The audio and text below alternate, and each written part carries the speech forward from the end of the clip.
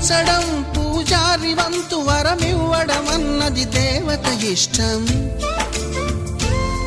ప్రేమించడం ప్రేమికుడి వంతు కరుణించడం అన్నది ప్రేయసి ఇష్టం. ఎందువల్ల నిన్ను ప్రేమించిందో చిన్ని మనసుకే తెలియదుగా, నిన్ను మరవడం జరగదుగా.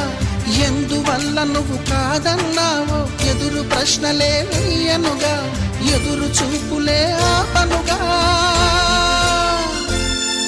ఏనాటికో ఒకనాటికి నీ ప్రేమ సాధిస్తా. నిన్ను చూడాలని ఉన్నా,